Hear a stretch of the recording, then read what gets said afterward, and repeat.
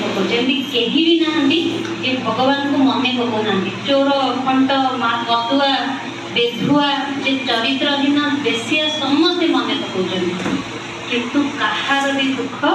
दूर हेनी कहीं ना जी भगवान ताकू चिन्हिकी जाणिकी यथार्थ रीति बोतल पानी मिलूँ तो जो सी निजे बंधन अच्छी जल जिते निजे बंधन आग कौन होता झरणा बोहिकी जाऊला पा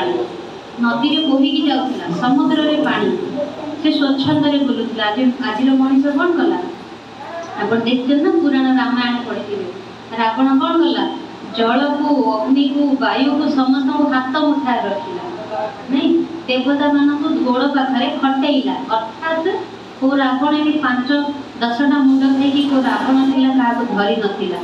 वर्तमान कली जुगे आम सब मनुष्य वैज्ञानिक हूँ कि मनुष्य हूँ आम समस्त भितर रावणर प्रकृति अच्छी 5 विकार अच्छी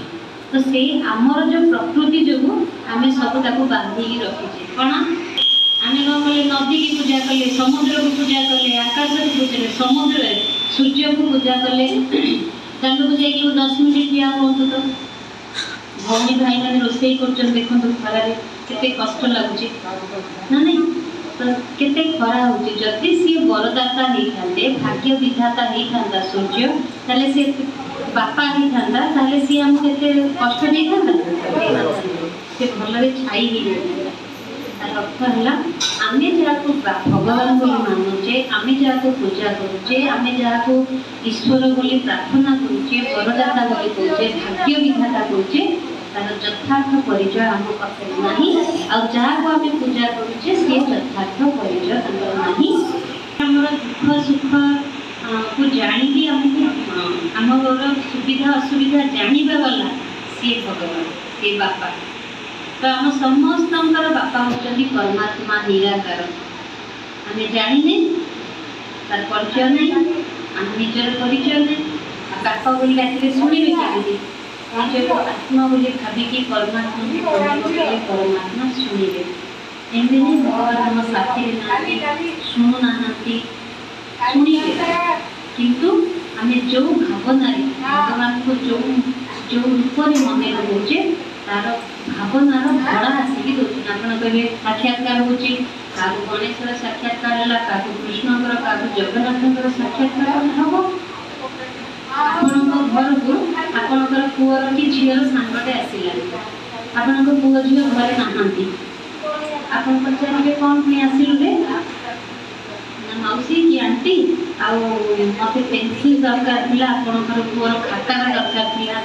थी नहीं कि रह मुझे दूसरी देवे कि नहीं कहीं से दूर साहाଯ୍य मांगे आसी पूर्व ना कि दौन ना नहीं दौरान सांग कि ठीक से भगवान को आम मन पकाचे किंतु चिन्ह नहीं भगवान किंतु जेहेतु आम मागुचे तेणु सी कौ ना कौ रूप आसिक आमको माने कौ ना क्या द्वारा रूप नहीं क्या ना क्या द्वारा आम भगवान किंतु भगवान एक आम समस्त आत्मांकर पिता निराकार ज्योतिबिंदु स्वरूप शिव जहाँ आप शिवलिंग आकार में पूजा कर फूल 108 चंपा 108 बेलपत्र चढ़ू तो वर्तमान समय भाई बंधु कुटुंब अच्छे तो भगवान को कौन तो जावाक पड़ो मरण काले निद्रा गले